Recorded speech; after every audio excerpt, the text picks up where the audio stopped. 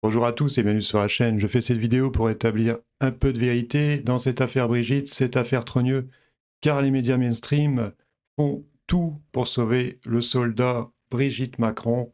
Et on peut dire que les milliardaires qui détiennent les chaînes et les journaux en France y ont mis les moyens. C'est une propagande assez hallucinante. J'avais pas vu ça depuis la première élection d'Emmanuel Macron. Comme le dit Juan Branco sur TVL, procès pour cyberharcèlement contre Brigitte Macron, le directeur de cabinet de l'Élysée a donné des instructions à une procureure qui depuis a été promue de s'assurer de monter un procès spectacle avec 10 accusés, dont Zoé Sagan. Juan Branco devait être avocat de 3 des accusés. Bien sûr, il est rendu inéligible, un peu comme Marine Le Pen. Pendant 9 mois, il ne peut plus plaider. Comme par hasard, ça tombe bien, un peu comme Brigitte Macron découvre que sur le site des impôts, elle s'appelle Jean-Michel. Elle découvre ça aujourd'hui. Et Brigitte Macron, d'après sa fille, elle est traumatisée. On va voir qu'elle n'est pas vraiment traumatisée, mais on va surtout refaire un récap de cette affaire, parce que j'imagine que pour beaucoup, cette affaire est très complexe. Brigitte Macron a été présentée comme une modeste professeure de province conservatrice, avant de se révéler être en profonde connexion avec le milieu branché de la jet-set parisienne gay. Brigitte Macron est supposée avoir eu 3 enfants, mais n'a jamais présenté aucune photo d'elle enceinte, jouant avec ses enfants ou fêtant un seul de leurs anniversaires. La seule photo officielle de Brigitte Macron dans sa jeunesse adulte est une photo de mariage qui ne lui ressemble pas car c'est une fausse photo de mariage, ça a déjà été prouvé. Bien sûr, quand je dis que c'est une fausse photo de mariage, je veux dire que ce n'est pas Brigitte Macron qui est sur cette photo. C'est peut-être bien la vraie Brigitte Trogneux, mais ce n'est pas la Brigitte qui nous est présentée à l'Élysée à côté d'Emmanuel Macron. On continue. L'homme qui a été son premier mari, un ex-banquier, a un passé totalement opaque. Personne ne le connaît et les biographes officiels les plus complaisants de la Macronie ont reconnu l'opacité totale de ce personnage. Comme du passé de Brigitte en général d'ailleurs. Le chirurgien qui s'occupe de Brigitte Macron est le plus grand spécialiste français de la féminisation des visages de personnes trans. Il a été honoré par le couple Macron de la Légion d'honneur. Le couple Macron-Trogneux a été le protagoniste d'une campagne publicitaire où l'on a inventé de A à Z un récit médiatique afin de propulser Macron à la tête de l'État français. Le récit a notamment diffusé d'innombrables mensonges sur les âges respectifs de Macron et Brigitte lors de leur première rencontre, qui se sont avérés au final être au moins de 14 ans d'un côté et de 39 de l'autre, ce qui constitue une relation pédophile déjà hors la loi à l'époque où elle était produite. La seule fake news avérée, concrète et d'ampleur inégalée est la fabrication à grande échelle de cette histoire avec la complicité des médias, puis à l'aide de l'État profond français et des repris de justice comme Mimi Marchand, habitué au trafic de drogue, au trafic de données, au trafic de photos, au trafic de storytelling visant à protéger dans les médias telle ou telle personnalité lors d'événements scabreux. C'est tout ce qu'il y a à dire d'essentiel sur l'affaire Macron-Trogneux, mais on va continuer avec 2 courtes vidéos de Brigitte Macron qui, soi-disant, est au bout de sa vie, elle est déprimée, vous allez voir que pas du tout. Donc là, la première vidéo avec Carla Bruni, regardez Jean-Mich, il est déprimé. C'est fou ce qu'il est déprimé. C'est vrai que Tiphaine a raison dans un sens parce que quand Brigitte est déprimée, elle fait des courses avec nos impôts. Et elle va chez Dior, etc. Et là, on peut voir Johnny Depp. Hallucinant. Moi, à sa place, j'aurais honte d'être vu avec ça. Et pourtant, d'après sa fille à la barre, sa fille déplore une dégradation des conditions de santé de sa mère. Je vais vous montrer une deuxième vidéo. Là, on peut la voir avec Rachida Dati. Regardez, tout sourire. Mais bon, à part ça, son état de santé se dégrade. On nous prend vraiment pour des imbéciles. Tout ce procès est un procès spectacle.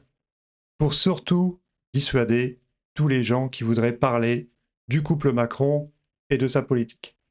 Et bien sûr, je vous en parlais juste avant, les médias mainstream couvrent Brigitte Macron pendant qu'on parle de la transsexualité de Brigitte Macron, que tous les médias crient au scandale, comme Pascal Praud, cet hypocrite, qui se la joue rebelle de pacotille. On en oublie qu'au 21 décembre prochain, date des 48 ans d'Emmanuel Macron, Brigitte Macron ne pourra plus être inquiétée pour avoir séduit son élève de 14 ans à l'âge de 39 ans. Bande de lâches, la place est trop bonne. Et oui, ils sont très bien payés, des salaires à 5 chiffres. Donc bien sûr, ils préfèrent continuer à obéir à Macron, malgré qu'il, vous allez voir, il chute dans les sondages comme jamais. Et pour effacer qu'il chute dans les sondages, pour effacer tous les gens qui le critiquent sur Internet, il faut quoi? Il faut de la censure, bien sûr. Donc on a Jean-Noël Barrot, le débat public s'est délocalisé sur des réseaux sociaux dont les règles sont fixées par des milliardaires, avec des conséquences démocratiques majeures. Bien sûr, lui non plus nous prend pas pour des idiots, ça me rappelle un peu la phrase des inconnus dans leur sketch sur la publicité. Ils disaient, ils avaient une sorte d'hymne, de slogan, ils disaient « Il ne faut pas prendre les gens pour des cons, mais il ne faut pas oublier qu'ils le sont ». Et eux pensent comme ça, un peu comme les milliardaires qui essayent de nous vendre des produits. C'est un peu pareil. Ils nous prennent vraiment tous pour des idiots. Mais toute cette propagande passe de moins en moins, en tout cas sur Internet. Les réseaux sociaux sont dirigés par des milliardaires, par opposition à BFM TV, Libération, L'Express, TF1 ou LCI, qui ne sont totalement pas dirigés par des milliardaires macronistes.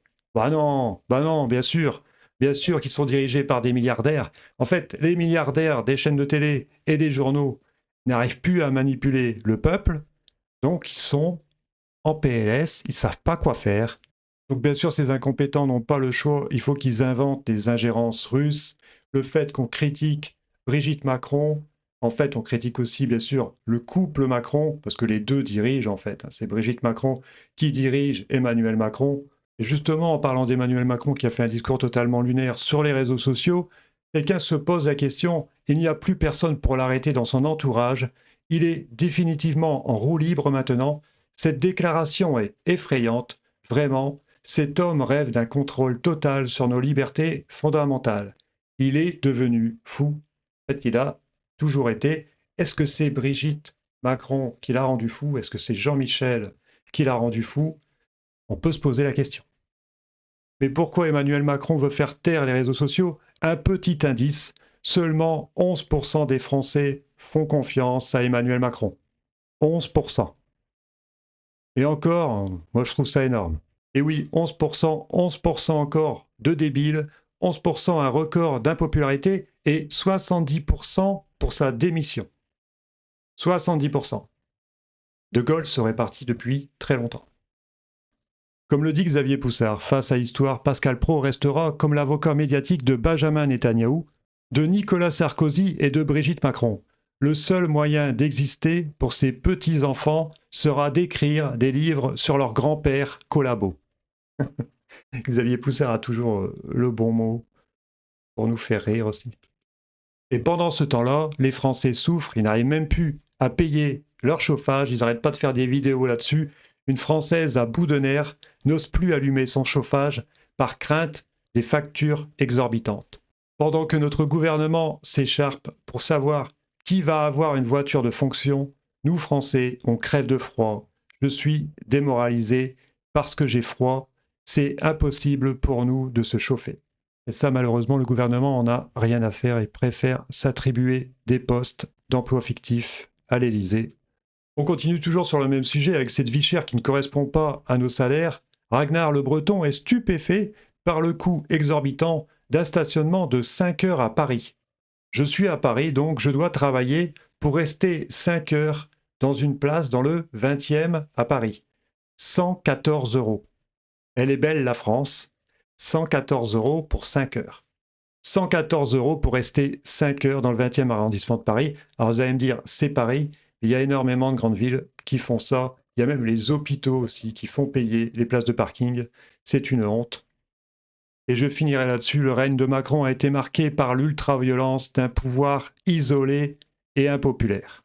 Son ultime projet est d'en finir avec l'information indépendante et la liberté d'expression. Il a été un outil efficace de destruction de l'économie et de la culture du pays. Je ne comprends pas l'apathie de la majorité des responsables politiques devant ce fléau. Pourquoi accompagner cette dérive autoritaire et ce dévoiement des institutions? Voilà, c'est tout ce que j'avais à vous dire aujourd'hui. Si vous avez aimé, partagez, likez, mettez un commentaire, abonnez-vous et on se retrouve dans une prochaine vidéo. Bye.